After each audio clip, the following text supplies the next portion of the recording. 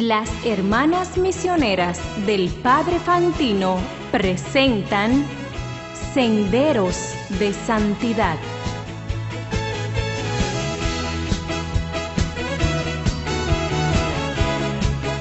El auxilio me viene del Señor que hizo el cielo y la tierra. Sean todos bienvenidos una vez más a su programa Senderos de Santidad a través de su canal La Voz de María, el canal que conduce a Cristo. Y Senderos de Santidad es un programa que está dirigido por las hermanas misioneras del Padre Fantino.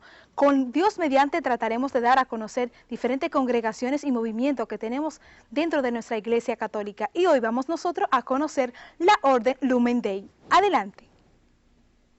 Es un honor, mis queridos hermanos, en este momento estar acompañada cerca de un sacerdote, un siervo de Dios, sobre todo su amor a María, o sobre todo como él lo dice, lo expresa tan hermosamente en los ejercicios a María Santísima, un sacerdote instrumento del amor vivo de Cristo y de María. Padre, bienvenido a su programa Senderos de Santidad. Gracias, Aldané. Bien hallado y agradezco mucho sus palabras que creo que rebasan el alcance de mi persona, pero le agradezco su bondad. Ahí ya las achaco. Sí. Padre, y en este hermoso día que Dios nos ha podido regalar a cada uno de nosotros para conocer Lumen Dei. Pero en primer lugar debemos saber qué significa Lumen Dei. Sí. Lumen Dei significa luz de Dios, como conocen del latín. Lumen, luz, genitivo Dei, de Dios, y expresa lo que nuestro Padre Fundador quería que fuese esa obra que el Señor le inspiró. Una fuente de irradiación de la luz pura de lo que Dios quiere reflejar a través de su Iglesia y en concreto de esta partecita pequeñita de la Iglesia que es nuestra asociación. Significa ser transparentes a la luz divina para poder irradiar. Es decir, no ser nosotros, sino nosotros dar lo que la Iglesia enseña y lo que la Iglesia desea proyectar a las almas, siempre teniendo en cuenta el matiz particular de nuestro carisma, dentro de la riqueza de carismas que existen en la Santa Madre Iglesia. Luz de Dios, qué hermoso. Luz de Dios, sí, sí. Así que, ya saben, mis queridos hermanos, Lumen Dei, luz de Dios. Los padres de la Unión Lumen Dei, ¿quiénes son? Sí, en la misma línea nuestro Padre Fundador, él se encargó de formarnos en nuestro propio seminario, era un hombre de Dios, como todos pudimos constatarlo. Tengo que hablar de él para que se pueda entender un poco lo que nosotros procuramos imitar o seguir de él, aunque lo hacemos tan rezagadamente y de manera tan lenta porque realmente el heroísmo que él vivió nos supera con mucho a todos los sacerdotes de la asociación. Realmente él era admirable, más admirable que imitable. Nuestro Padre Molina era una persona muy austera, de mucha penitencia, ayunaba todos los días, solo hacía una comida diaria, en la tarde, preferiblemente, a veces ni eso. Su vida de oración era intensísima, unas veces dormía 3 horas, unas veces dormía 4, a veces no dormía y la pasaba toda la noche ante el sagrario. Se le veía rumiar en el sagrario la Sagrada Escritura, sus distintos idiomas originales, sobre todo el griego, le gustaba mucho y demás. Y de ahí, de esas horas de sagrario, de esa entrega al Señor, de esa fidelidad, lo que fue su regla, porque él empezó en la compañía de Jesús y ahí tuvo toda su formación. Fue el jesuita cabal que sigue fielmente la línea fiel a San Ignacio y sus reglas. Y después de un largo tiempo de entrega, de fidelidad a sus reglas, sus superiores, a cuantas cosas podían en él delegar, y de una vida de genuina, a mi opinión, no podemos canonizar y la Iglesia no quiere que canonicemos antes de tiempo, pero por los que vivimos cerca de él podemos opinar que era una vida santa. Después de una vida de mucha unión con Dios, mucha unión con la Virgen, con San José, con los santos, después de ese tiempo el Señor ya va inspirando y va floreciendo en una serie de obras, canalizado sobre todo por el comienzo a la ayuda al pobre, porque él es destinado al Perú, donde nace la asociación en el Cusco, En el Perú él empieza a trabajar como sacerdote jesuita secretario del obispo de entonces, y él trabaja a su servicio como secretario y empieza a ayudar a los pobres y a desarrollar las inclinaciones y emociones que el Espíritu Santo iba dando a luz en él, que era la formación, poco a poco fue tomando forma, de una asociación que se iba a constituir de sacerdotes, hermanas y laicos. Iba a ser principalmente misionera.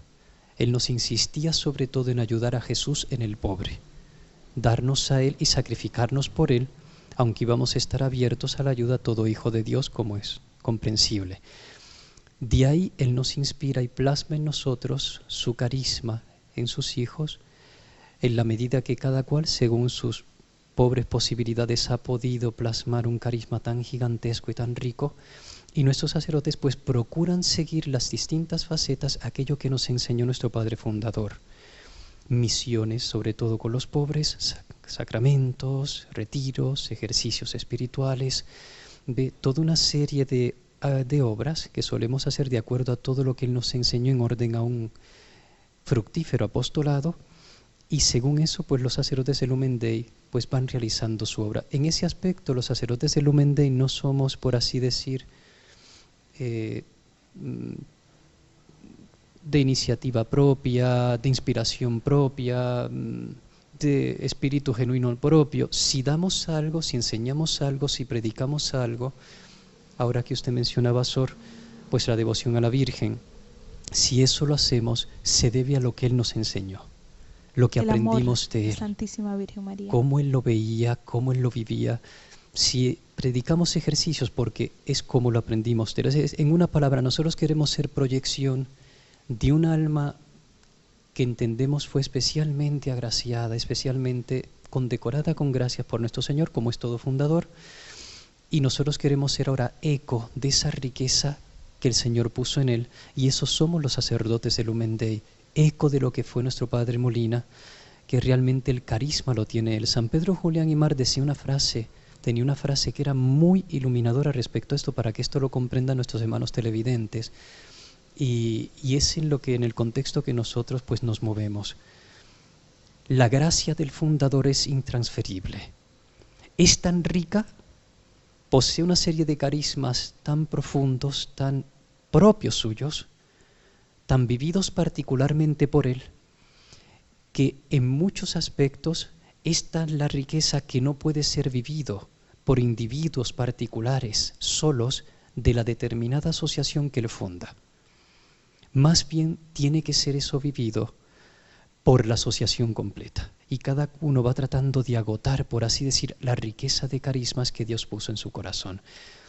Creo, a mi entender, que esta es la mejor manera de expresar lo que queremos ser el Lumen de los sacerdotes, o lo que somos, y cómo podemos ser entendidos. Hay que ir a la fuente, hay que ir al fundador, al Padre que nos formó, que nos dirigió espiritualmente, que nos educó, que nos dio clases de teología, de la Sagrada Escritura, que se encargaba en el seminario de toda la atención espiritual nuestra, el Padre que en todos los detalles de nuestra vida espiritual se encargó de darnos una buena formación, de acuerdo al verdadero sentir de la Iglesia, la verdadera fe de la Iglesia.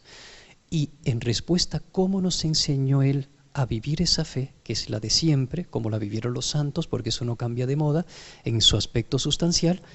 En respuesta a eso, los distintos medios para contagiar, por así decir, del amor a esa fe, de la pasión por esa verdad, de la entrega a Dios por esa verdadera realidad de la Iglesia que todos debemos amar con todo el ser. Y creo que con estas palabras pues podría yo, dentro de mi pobreza, como expresar lo que, por así decir, identifica a los sacerdotes de Lumen Dei. Pero entonces ustedes no predican nada propio, ustedes no tienen nada de iniciativa propia. Pues no lo tenemos, lo que tenemos es lo que Él nos ha enseñado.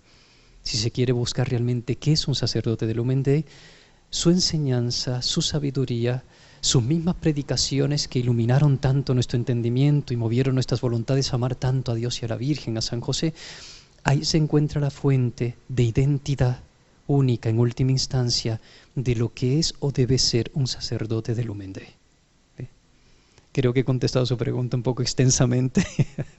Pero Padre, realmente una alma enamorada, una alma seducida por el amor de Cristo y el amor a María Santísima se expresa de la forma que usted se expresa, que usted se puede expresar. Padre, hablemos acerca un poquito de la espiritualidad de ustedes. Sí. Nuestra espiritualidad es muy profunda. Nuestro padre Molina hizo un estudio muy profundo a nivel teológico de la fe católica, se sumergía hasta los meollos más profundos de la teología de Santo Tomás de Aquino, de los escritos apasionados y apasionantes y también geniales de un San Agustín, las dos mentes más brillantes de la humanidad en el cristianismo.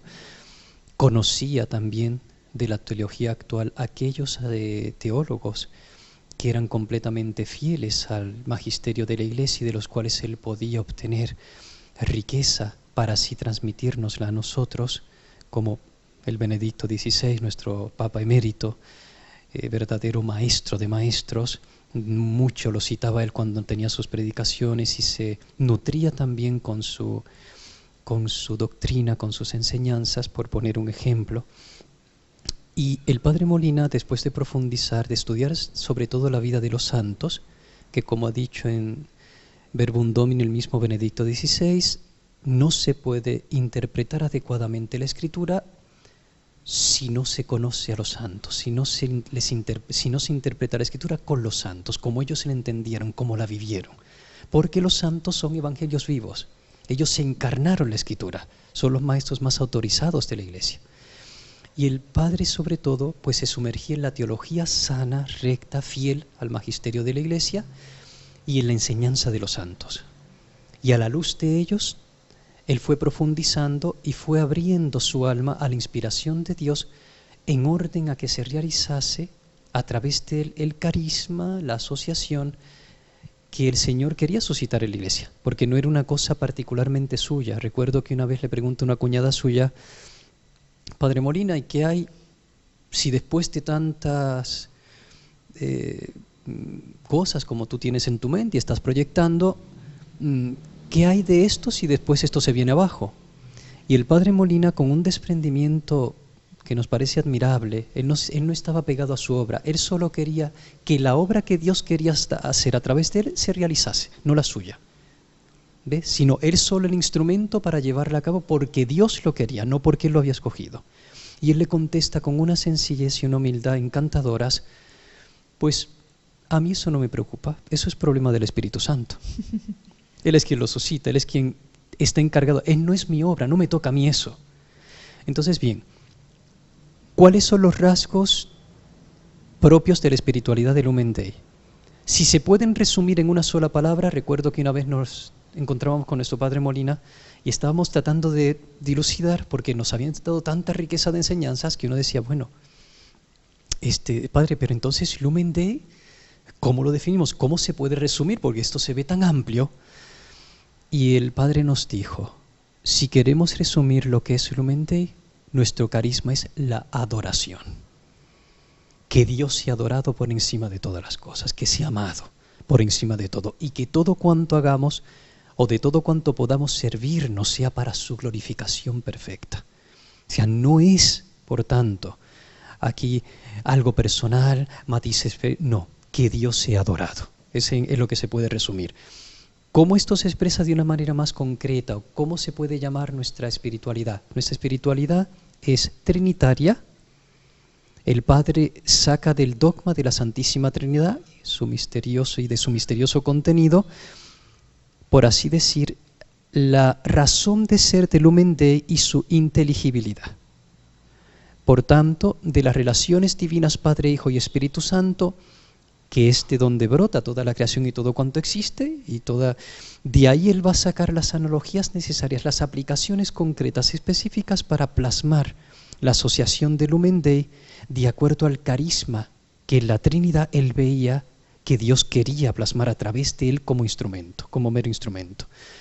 Lo primero, que es trinitario, espiritualidad trinitaria. Segundo, cristocéntrica.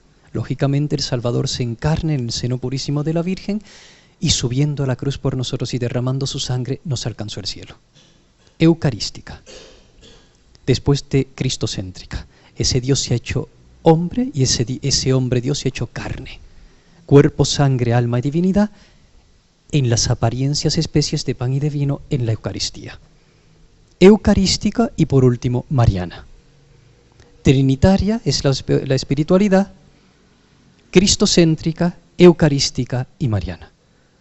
Y en la Santísima Virgen, la consagración más absoluta a ella, para en ella ser totalmente de nuestro Divino Salvador y en él de Dios Padre, Hijo y Espíritu Santo, de toda la Trinidad, por así decir, ¿no? Esto es lo que yo puedo expresar, que es por la manera de mejor entender, ¿no? Lo que realmente el Padre Molina quiso en lo que se refiere a nuestro carisma. ¿El apostolado de ustedes? Mire, nuestro Padre Molina nos decía que nosotros debíamos ser una iglesia en pequeño. O sea, Lumen Dei está abierto dentro de la Santa Madre Iglesia Católica, gigantesca y maravillosa. Esta pequeña semillita que es Lumen Dei, esta pequeña celulita, comparado con otras órdenes religiosas somos unos enanitos que apenas hacemos en la iglesia, órdenes que hacen muchísimo más y tienen grandes obras. Pero esta pequeña celulita de la Iglesia Católica, el Padre quería que fuese una iglesia en pequeño, en el sentido de que todos cuantos carismas pueden vivirse en la iglesia, que el Lumen Dei en la medida de sus posibilidades los viviese.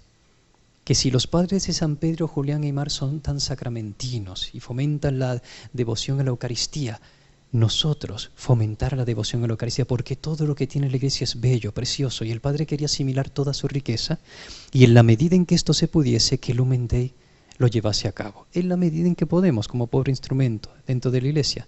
Donde no llegamos es porque Dios no lo quiere. Donde podemos tener fracasos porque sencillamente pues tenemos limitaciones, pues es porque Dios lo ha permitido y nos viene bien para ser humildes y saber que somos pobres instrumentos, siervos inútiles y que en definitiva el único Señor y el que hace la obra es Él. O sea que en este sentido pues estamos serenos y tranquilos y nos enfrentamos con fracasos, impotencias, apostolados que comenzamos con mucha ilusión que a veces no podemos continuar, cosas así que siempre uno pues enfrenta, persecuciones que nunca faltan, malos entendidos, calumnias, una serie de situaciones por las que creo que pasan y han pasado todas las asociaciones católicas, y esto es comprensible, pues pese a eso y a lo que pueda haber en nosotros de empañar, por así decir, el gran carisma y la riqueza de nuestro Padre Fundador y su belleza, por nuestra misma fragilidad humana y nuestras imperfecciones, queremos en la medida que podemos hacer todo lo que hay en la Iglesia de hermoso, aunque sea en pequeñito, y según el Señor suscite que lo podamos hacer. Esto que le digo de la adoración al Santísimo, pues esto en muchos lugares se ha logrado. En Santiago tenemos una capilla de adoración perpetua casi todas las 24 horas de la semana. En Nueva York, curiosamente, tenemos 24 horas todo el año de adoración al Santísimo, salvo en Semana Santa que se reserva al Santísimo, y en muchas otras sedes, Colombia, Bogotá, Medellín, Argentina, etcétera, promovemos la adoración eucarística a las 24 horas del día, en todos los lugares que podemos. Que los ejercicios espirituales de San Ignacio han hecho tanto fruto en la Iglesia y tienen tanta riqueza y son escuela, laboratorio de santidad para tantas almas, pues el Padre, como buen jesuita, que en su día él lo fue y lo vivió a plenitud, aquí cabe hacer un paréntesis, Sor, y quiero explicar esto. El Padre sale de los jesuitas porque los mismos superiores jesuitas se lo aconsejan para que siga con Lumen Dei. Porque una vez que él llega a ser ya mayor de edad, pues ya solían ya los padres dejar de tener funciones apostólicas más o menos de relevancia y solían retirarse a lugares tranquilos sin mayor amplitud de campo a nivel de apostolado. Como él tenía la obra de Lumen Dei y ciertamente dependíamos de él, pues él lo que hizo fue consultar. Consulta a sus superiores, consulta a jesuitas que lo estimaban mucho, que sabían su amor a la compañía, porque él nunca había querido dejarla, siempre había querido morir jesuita, pero ellos mismos le aconsejan, mira, dadas las circunstancias y todo, en general, Rodrigo, Padre Rodrigo Molina, te conviene seguir con tu obra. Y todos le aconsejaron lo mismo, a todos los que consultó. Entonces ya él, con el visto bueno mismo de la compañía, sale, hace los votos en Lumen Dei, en la asociación que él mismo, a través del Señor, funda en la Iglesia, y en Lumen Dei el Padre Molina muere. pero él fue jesuita, vivió la espiritualidad de jesuita, nos dio mucho de la riqueza de la gran espiritualidad ignaciana, y por eso decimos, los ejercicios espirituales que él los comenzó, yo recuerdo cuando estaba en el seminario, en mis tiempos de formación, nos fue a visitar un seglar que ahora era millonario, y había sido un alumno del Padre Molina cuando el Padre Molina era todavía, estaba empezando como sacerdote y daba clase, y él era un alumno más, pero llegó a triunfar en la vida y siempre vivió agradecido al Padre Molina por la formación que le dio, por el impulso que le dio para triunfar en la vida, y eso le llevó a llegar a grandes metas y demás. Y el Padre lo invitó al seminario. Y cuando vio el seminario, con todos los que estábamos, el antiguo seminario que teníamos en Tarancón, ahora estamos en Extremadura, cuando él ve el seminario y ve todos los seguidores del Padre Molina que el Padre está teniendo, todo un seminario bien formado, bien estructurado, con nuestro hábito religioso, él siempre nos enseñó a usar este distintivo, para distinguir nuestra propia identidad, como afirmó Juan Pablo II en su día, el hábito que es tan necesario. Y él lo ve todo tan ordenado, él se asombra y se admira, y le dice: Padre Molina, yo lo único que quiero decirle delante de sus seminaristas es que yo veo que esto es de Dios. Cuando yo le conocí a usted estaba solo y con un escritorio enfrente, y no tenía nadie. Y yo cuando veo lo que estoy viendo aquí, no puedo menos que concluir que esto es de Dios, que su obra es de Dios. Y en esa línea es en lo que quiero expresar, ¿no? El Padre, con sus ejercicios, empezó con un escritorio enfrente solo. Recuerdo que desde sus primeras tandas, cuentan los más antiguos, que predicó en Madrid, por ejemplo, cuando empieza, 7 personas a los ejercicios, a veces menos, y el Padre se predicando y confiando en el Señor para llevar a cabo la obra que el Señor le estaba inspirando. Entonces, por ejemplo, dado que él ha vivido eso, nos transmitió a nosotros el bien de los ejercicios, nos enseñó a predicarlos, lo aprendimos con él, lo veíamos como él los predicaba, aunque seamos malos imitadores y muy pobres muchas veces en comparación con la figura gigantesca del fundador, pero damos ejercicios espirituales también.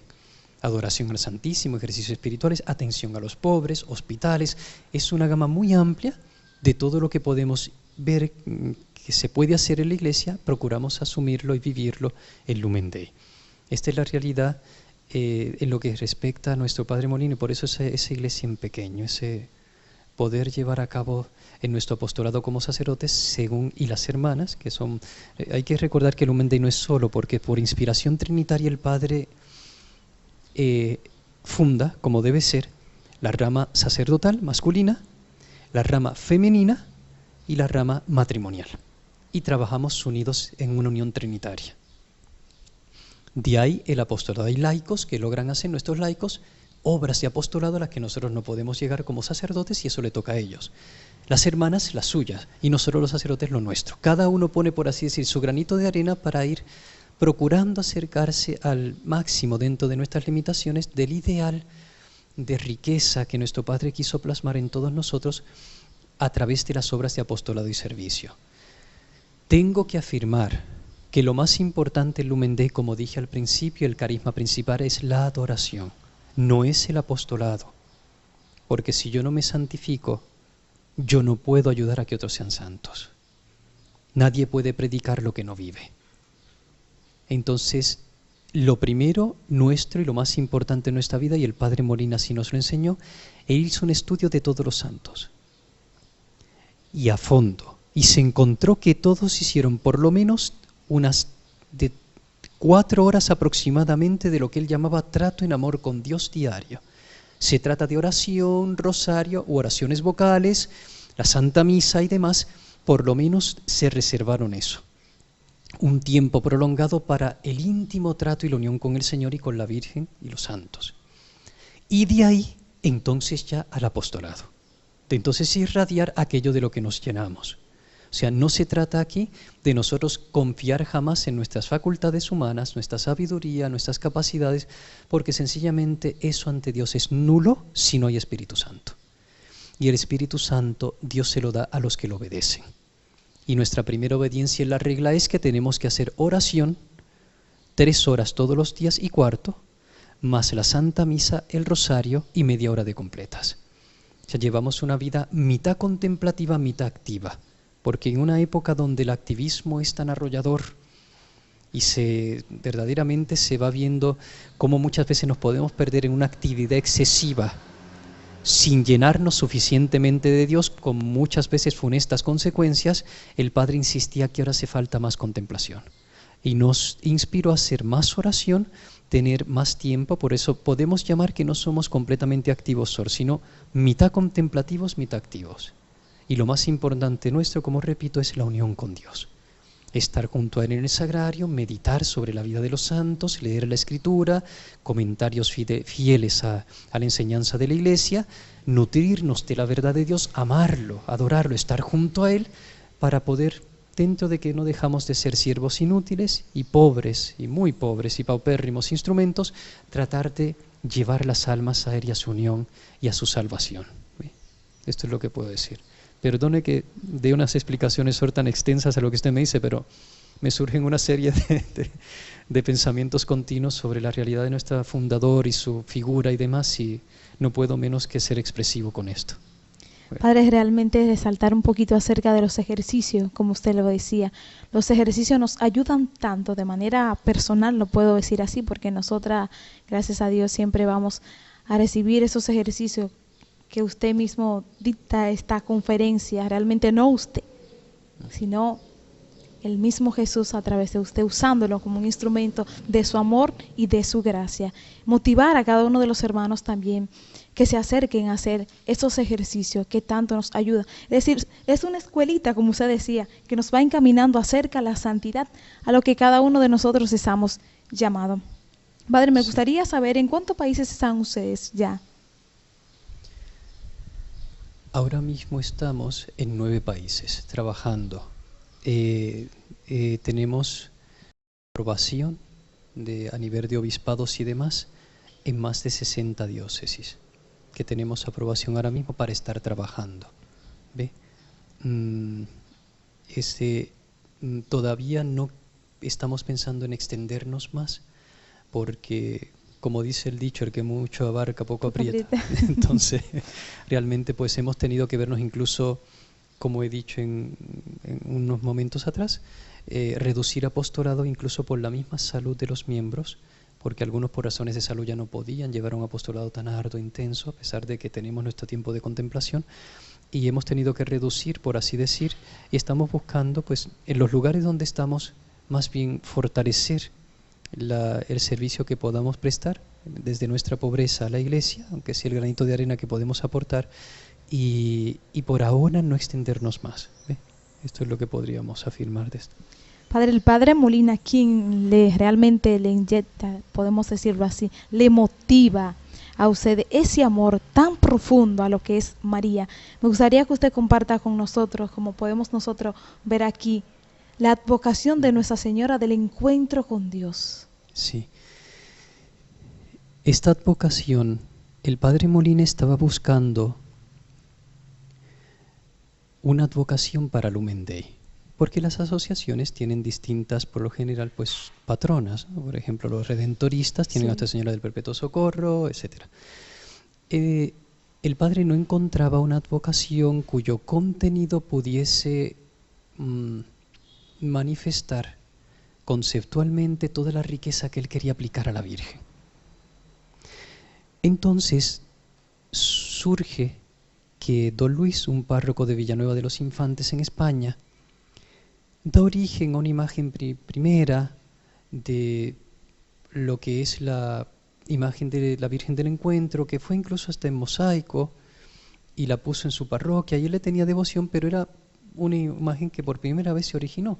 Después se la aprueba el obispo, pero el padre todavía la miró, y don Luis, que admiraba mucho a nuestro Padre Molina, lo quería mucho, se atrevió a proponérselo. Padre, le voy a pedir la luna, le dijo. Le voy a pedir que usted, esta advocación no se conoce, solo está en mi parroquia, es nueva, nadie la tiene, ¿por qué usted no la asume como la advocación de su asociación? El padre se quedó meditándolo, porque el padre era muy profundo y reflexionaba las cosas con mucho, como buen hijo de San Ignacio, reflexionaba mucho todo en orden a llegar a una conclusión definitiva, lo llevó a consulta, tal, hasta que llegó un momento en que, inspirado, como hacía cuando estaba inspirado y nos reunías íntimamente a un grupo selecto, se le veía la mirada como perdérsela así en el infinito y decir, esa es, esta es, esta es. Bueno, ahí él decide decirle que sí. ¿Qué hace? La primera imagen pues quizá no era tan bonita como esta. Entonces el padre busca un pintor. Él lógicamente cobró una suma importante de dinero, pero don Luis nos ayudó a ello porque él tenía mucho interés en que esto siguiese adelante, y él hacía un cuadro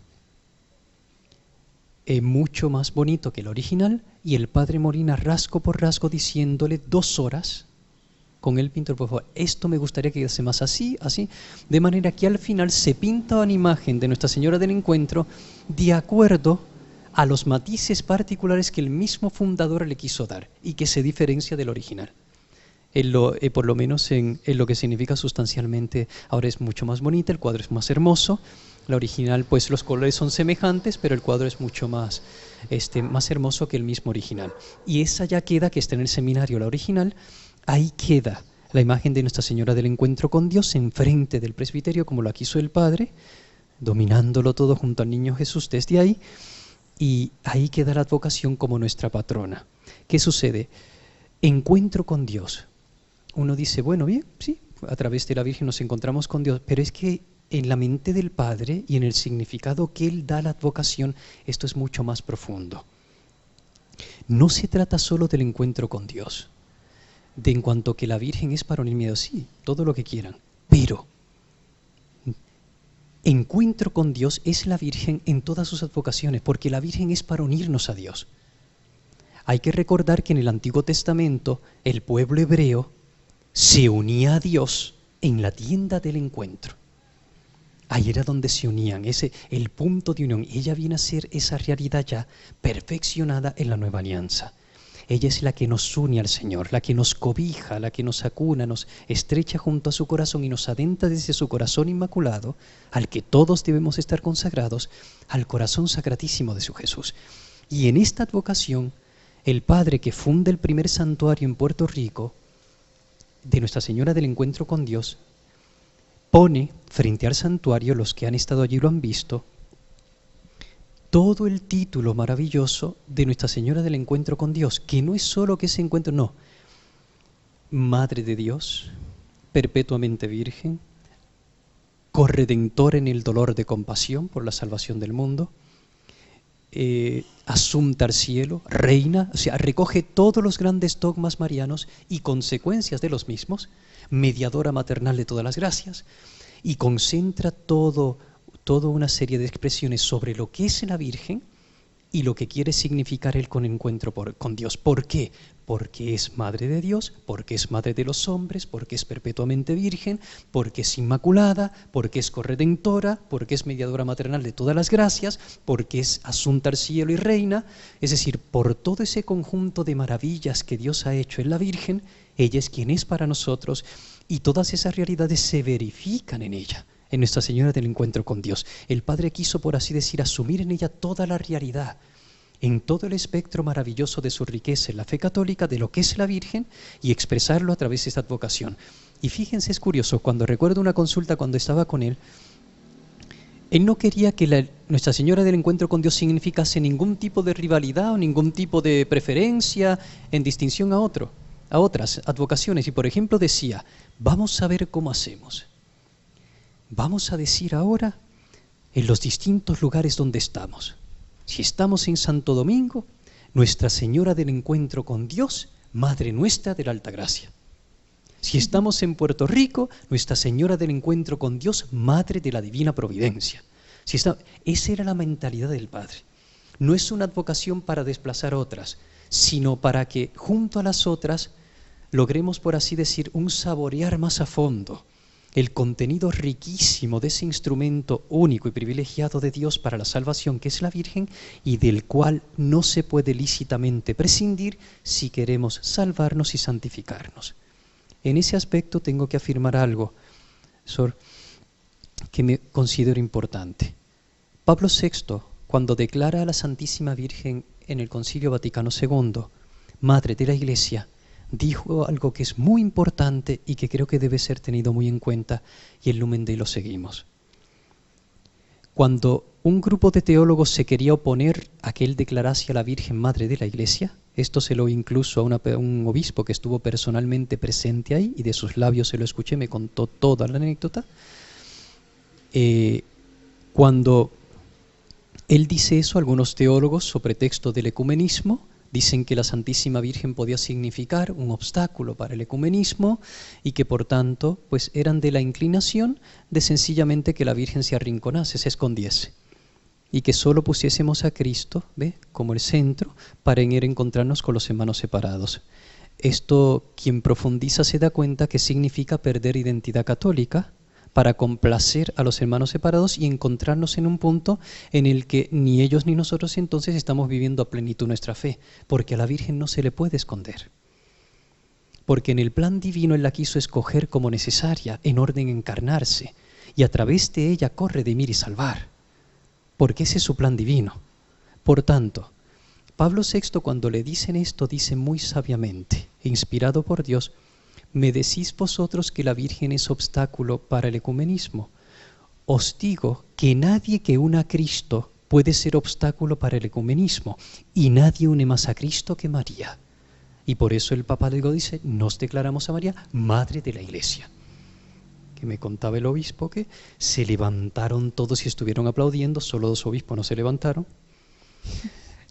Todos se levantaron y aplaudieron de una manera sonora la celebración de la Virgen como Madre de la Iglesia. Se trata de eso. En Lumen Dei queremos vivir una espiritualidad profunda y esencialmente mariana, porque sabemos que solo uniéndonos a la Virgen, amándola con todo el corazón, lograremos adorar a Dios y amarlo sobre todas las cosas, y a su divino Hijo Jesucristo, tanto cuanto es posible a nuestra pobre y humana capacidad. La Virgen es sencillamente en el plan divino imprescindible, y por eso el Lumen Dei es una figura central. Gracias a ella y en ella sabemos que podemos alcanzar esos fines maravillosos a los que Dios nos llama, en la trama salvífica a través de la cual nos introduce en su Santa Madre Iglesia. ¿Ven? Por eso seguimos en nuestros calendarios y que solemos siempre dar cuando nosotros todos los años renovamos el calendario litúrgico poniendo dentro los distintos lugares donde estamos trabajando, los retiros que damos y sus fechas. En ese calendario siempre ponemos la figura del Inmaculado Corazón de María, porque esta es otra cosa que muchos no conocen, y ahora valga la explicación que es importante hacerla. Cuando el Padre Molina se le decía, bueno, Nuestra Señora del Encuentro con Dios, vamos a tenerla ahora, en nuestra patrona, vamos a ponerla en todos los lugares. Vamos a poner que en todas las capillas solo esté ella.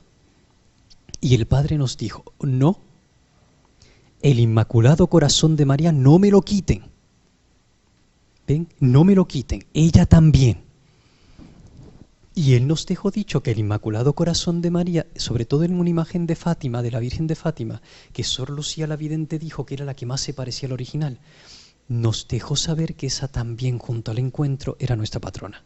Aunque oficialmente la efigie que sale es Nuestra Señora del Encuentro. Por eso muchos se extrañan. Nuestro calendario siempre solo sale el Inmaculado Corazón.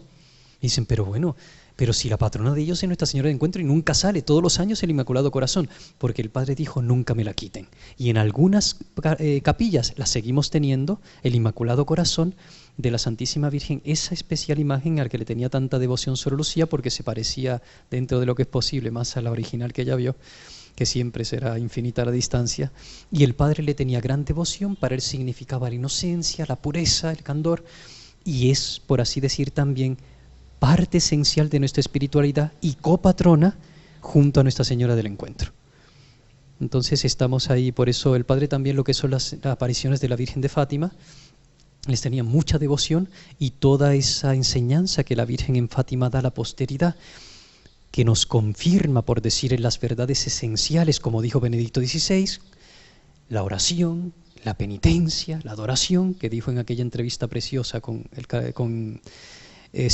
Peter Seward, pues el Padre Molina lo mismo. Fátima era para él crucial, porque nos confirmaba en la fe de siempre, la oración, la penitencia, frecuencia de sacramentos, vida santa, devoción al Inmaculado Corazón de María, consagración a Él, para ser en ella todo y por entero todos de Dios nuestro Señor, a través del Sacratísimo Corazón de Cristo Jesús. Entonces, por eso la Virgen para nosotros no es una pieza de la cual libremente se puede desmontable, prescindir en nuestro catolicismo, como quieren hacernos creer los hermanos separados, o algún falso ecumenismo que puede infiltrarse en la Iglesia. No, es esencial y solo se logrará la unión de todas las religiones, si algún día Dios con su omnipotencia lo hace, a través de la Madre, porque ella es la destinada a unirnos. Ella es la destinada en su amor y su calidez materna a unarnos, a acunarnos a todos y llevarnos unidos a la Trinidad. Eso toca a ella. No toca a nosotros, como ha dicho recientemente Benedicto XVI en un último libro que ha salido ahora, en una entrevista sobre las virtudes de Juan Pablo II, que ha dicho muy bien que hay que tener mucho cuidado, que no se puede ver el ecumenismo, bajo el error de un atajo mediante el cual aguamos nuestro catolicismo para quedar bien con los hermanos separados. Entonces, claro, es una expresión bellísima que hace en esta entrevista Benedicto XVI, saliendo al paso del peligro que puede haber, porque en el fondo está el demonio, que quiere que la Santísima Virgen se esconda, porque no le conviene, porque quien salva es ella. En el sentido de que el único Salvador es Jesucristo, pero ha depositado en su corazón todo el tesoro salvífico, como dice San Bernardo, para que ella abra con su llave el tesoro de la misericordia divina a quien quiere, cuando quiere y como quiere. Es la enseñanza de los santos padres y de la fe de la Iglesia, mediadora maternal de todas las gracias. Por eso San Germán de Constantinopla dice: nadie se salva sino por ti, oh purísima. Y esa es la realidad, y es lo que quiere el demonio, que quitemos a la Virgen de la Iglesia, que la escondamos. Vamos a hacer una religión cristocéntrica, y entonces eso lleva desestima, desamor de la Virgen, en cierto sentido rechazo, cautela, cuidado, sospecha. ¿Es de Dios que sospechemos de la Madre que nos dio? Jesucristo se siente complacido no amándole a la Madre que Él desde la cruz con ese sacrificio infinito nos está consagrando en San Juan, que nos representa a todos. ¿Es posible decir que Él escoge su madre, a ella se consagra adentrándose en su vientre purísimo, siendo su hijo, alimentándose con leche de su pecho cuando era niño, siendo formado por ella? ¿Es posible decir que nosotros vamos a prescindir de aquella de quien Jesucristo no prescindió? Volvamos a la Escritura y seamos fieles al testamento de Cristo. Hay que ser de la Virgen para ser de Dios. Y sin ella, fuera de María, no hay salvación, porque ella es la encargada como mediadora maternal de que las almas se salven. En el supuesto de que, por ejemplo, como se enseña en la Sagrada Teología y que el Vaticano II lo menciona, un alma perdida en el Congo, por ejemplo, en África, que no ha tenido el beneficio del catolicismo, decimos que se puede salvar si observa la ley natural, si observa los mandamientos, sí, y eso es cierto. Y decimos: ¿y dónde aparece la Virgen? Luego, ella no es imprescindible. Un momento. No significa que de la tierra al cielo siempre se cuente con ella. Significa que del cielo a la tierra siempre Dios cuenta con ella. Como decía en su famosa Mariología el cardenal Lepiessier, un bello texto de la Mariología muy recomendable para leerlo, decía que el sabio y hombre de Dios decía: Dios puede prescindir de María, pero no consta en toda la historia de la Iglesia Católica que lo haya hecho. Y esta es la verdad. ¿Cómo se salvaría esa alma? Porque la Virgen le alcanza como corredentora, depositaria de los méritos salvadores de Cristo y sus propios méritos que han logrado de Dios valor para salvar, valía para salvar. Ella alcanza que esas almas, en virtud de sus méritos, del poder intercesor y de sus mismos sufrimientos, junto a los infinitos de su Hijo, supremo Salvador de la humanidad, y gracias al cual puede haber salvación, indiscutible, lleguen gracias para que le iluminen a esa alma y le inspire vivir la ley natural sin cometer pecados mortales y se pueda salvar. Y todo eso brota de una sola fuente de salvación: el santo sacrificio de la misa católica. Esa es la fe única de la Iglesia. Del santo sacrificio de la cruz, porque solo Jesucristo es el único Salvador y no hay otro. Si no hay cruz no hay salvación. Y de la corredención de la Virgen, que Él quiere unir así para cosalvar, como instrumento unido a Él. De ahí brota la salvación para todo el mundo. De manera que no se puede hablar de que las otras religiones tienen poder salvador porque no lo tienen. Buda no tiene poder ninguno para salvar, Mahoma no tiene ningún poder para salvar porque su sangre, que no se derramó de hecho, pero si se derramase, no tiene ningún mérito para salvar. Ninguna religión pagana puede salvar, el único que salva es Cristo Jesús, Emmanuel, el Dios con nosotros.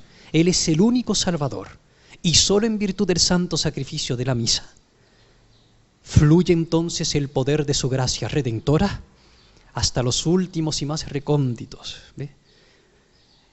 estados de las almas perdidas y lejanas de Dios, para llegar a ellas, y si ellas se abren con María como mediadora de esa gracia, empaparlas con su divino influjo, que se sientan inspiradas a desear al menos el bautismo de deseo, porque sin bautismo no hay salvación.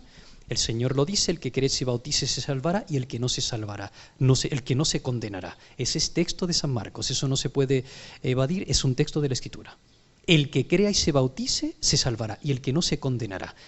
¿Qué hace Dios entonces en esas almas a las que llega de esa manera misteriosa por mediación de la Virgen?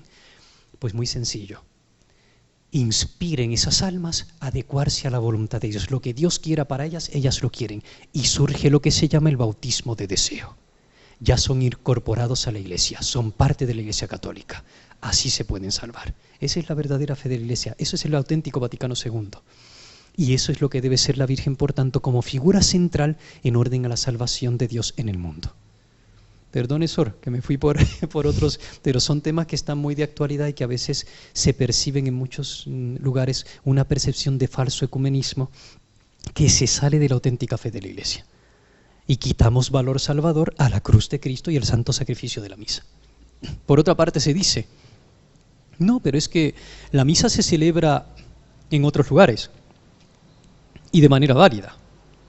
Es cierto, pero cuando se celebra de manera válida no quiere decir por eso que se celebre de manera en consonancia, en unión al Papa y en obediencia al Papa.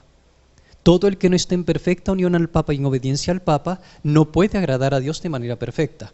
La misa es válida y tendrá su fruto por la misericordia de Dios y de la Virgen bendita.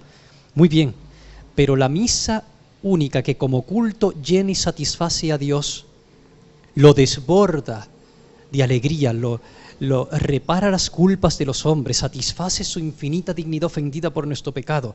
El único culto en espíritu y verdad, como dice Jesús a la samaritana, que leíamos el domingo pasado en el Evangelio, es el santo sacrificio de la misa en la Iglesia católica en obediencia al Papa de Roma. Ese es el único culto que a Dios satisface, porque está en obediencia, porque está de acuerdo a lo que Dios quiere, y hay que rezar para que podamos lograr que todos nuestros hermanos separados se conviertan a la fe católica, como dijo Juan Pablo II en Que todos sean uno, unum sint. Dijo muy claro en su encíclica: nosotros vamos a entablar el diálogo con los hermanos separados y con otras religiones para atraerlos a ellos a nosotros, porque la verdad está en la Iglesia católica. Ese es el ecumenismo auténtico, el que tuvo Jesús con la samaritana. Cuando ella le dice: vosotros decís que a Dios se le adoren, pero nosotros teníamos nuestro templo aquí en el Garizim, que tenían ellos su templo. ¿Qué le dijo Jesucristo? Ah, no, sí, ustedes también adoran. No, nosotros adoramos lo que conocemos, ustedes adoran lo que no conocen. Ese es el auténtico ecumenismo. ¿Ven? La salvación, mujer, viene de los judíos, no viene de los samaritanos. Y así tenemos que decir los católicos. La salvación viene de la Iglesia católica, que está fundada por Jesucristo y la da luz en la cruz con toda su fuerza omnipotente en su sangre preciosa. Y a partir de la Iglesia en la cruz se salva el mundo. Y solo la salvación está en la Iglesia católica, y viene de la Iglesia católica la salvación. Lamento que esto no suene muy ecumenista, pero es muy verdadero y hay que seguir el ejemplo del Maestro. Él en ningún momento dijo: sí, ustedes también adoran a Dios a su manera, que lo hacían. En ningún momento dijo eso a los samaritanos. La salvación viene de los judíos, ¿ve? Mujer, no viene de ustedes. La salvación viene de la Iglesia instituida por Cristo. La salvación no es de los hombres. Y por eso en eso hay que respetarla. Y el Lumen Dei, por eso, vuelvo al punto de partida, nuestra devoción a la Virgen es esencial precisamente para lograr esa unión que queremos lograr de todos los cristianos y aún todos los paganos, que todos puedan volver a la fe auténtica, porque solo ella, a través, unida a su divino Hijo en el santo sacrificio de la cruz, que es el que vivimos en cada Santa Misa, puede lograrlo. Nosotros por nuestra parte como humanos no podemos lograrlo, y no podemos ir por el fácil atajo que dijo Benedicto XVI, que es erróneo, de querer aguar nuestra fe para unirnos a ellos, porque entonces acabaremos todos fuera de la auténtica fe, y no se trata de eso. Bueno, Sor, creo que es todo lo que puedo expresar. Padre, yo me voy a atrever en este momento a algo. Sí. Quisiera, cuando usted esté por aquí en el país, compartir un programa mariano, solamente de María. Uh-huh. Es un compromiso ya que usted acaba de hacer con nosotros, porque realmente hablar de María es hermoso. Hablar de ella, le agradezco a ustedes porque en este momento nos abren la puerta al canal La Voz de María, para que tantas personas en este momento estén escuchándole a usted hablar y puedan ser llenos del Espíritu Santo, y sobre todo el amor a la Eucaristía, el amor a Jesús y a nuestra Madre. Así que, Padre, muchísimas gracias por todo. Gracias, Sor. Dios y la Virgen les guarden, y les agradezco mucho que sean tan óptimo instrumento de Dios en un programa tan hermoso para atraer las almas a Dios y suscitar en tantos una entrega que tanto necesita la Iglesia a nivel vocacional, porque está sedienta de instrumentos para llegar a todos esos confines que anhela la Iglesia y atraer a la salvación a tantos. Dios y la Virgen les guarde. Amén.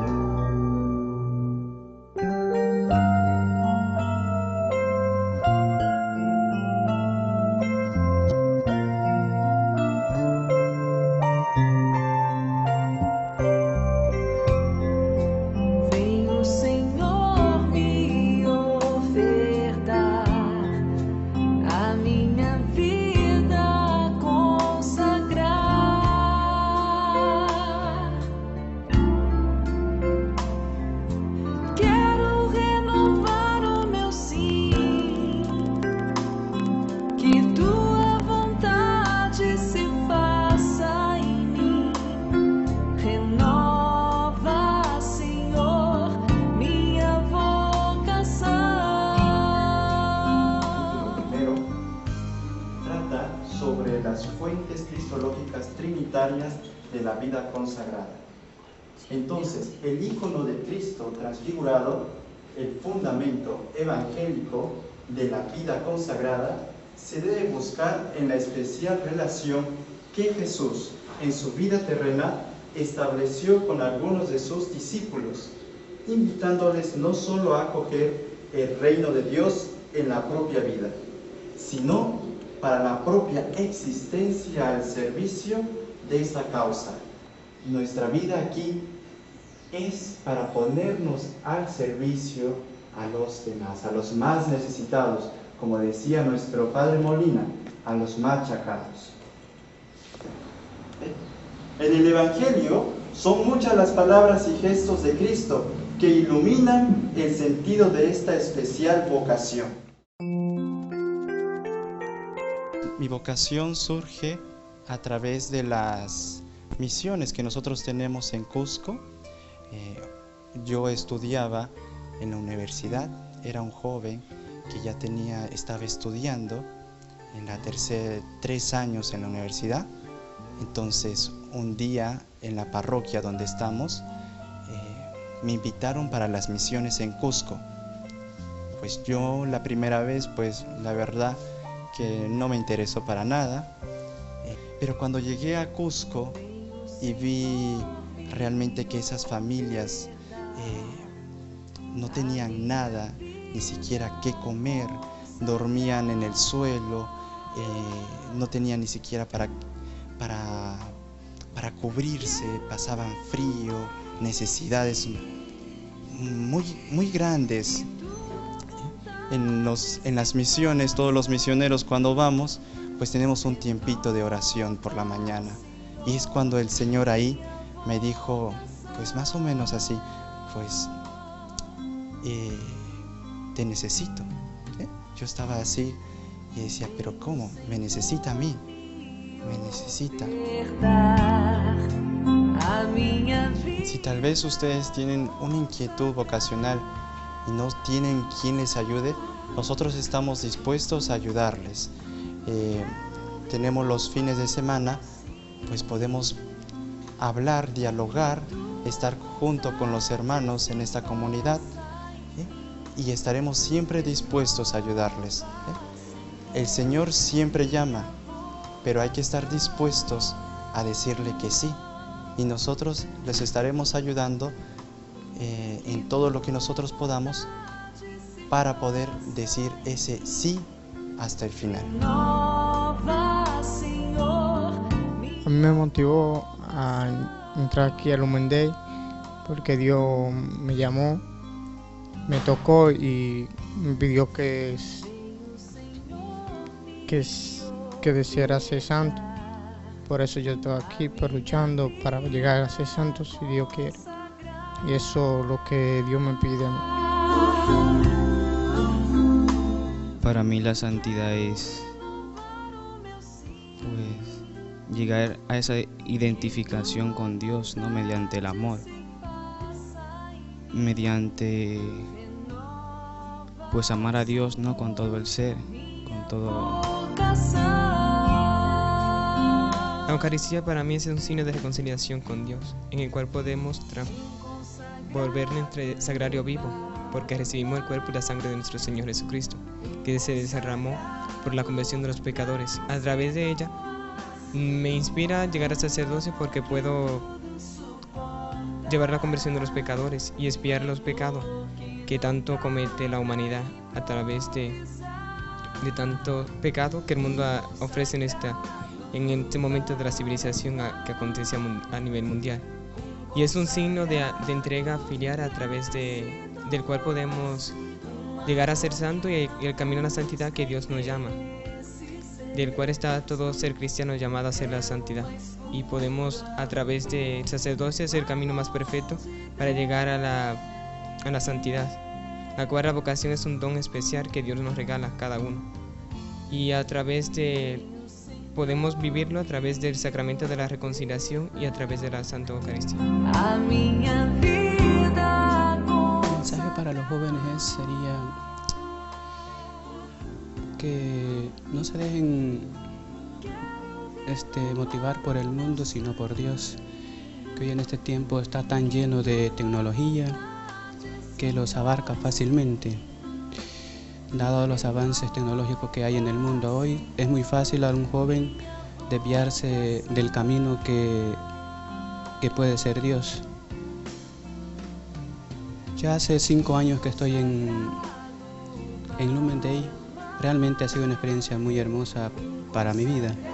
Conocer a Lumen Day fue un don, el más grande, podría decir, después de mi bautismo, de todo lo que he recibido de Dios. Ha sido el don más grande que Dios me ha dado, haber conocido esta asociación donde Dios me ha llamado, donde puedo realizar mi santidad y a través de mi santidad llevar a otros al cielo, que es la meta de todo cristiano, donde podemos ser felices, no en este mundo, donde los jóvenes se pierden por tantas cosas que el mundo le ofrece. Entonces nosotros debemos de seguir esa llamada que Dios nos hace a cada uno de nosotros, porque la llamada es un don de Dios. Y muchos jóvenes tal vez tienen esa llamada, pero tal vez no hay alguien que les oriente para que puedan seguir ese llamado. Entonces les invitamos a que busquen un refugio, un grupo donde se puedan asociar para buscar ese discernimiento de su vocación. Que el Señor Todopoderoso le bendiga a cada uno de ustedes y nuestra Madre, la Santísima Virgen María, bajo la advocación de Nuestra Señora de las Mercedes, le acoja en su manto santo. Bendiciones para todos.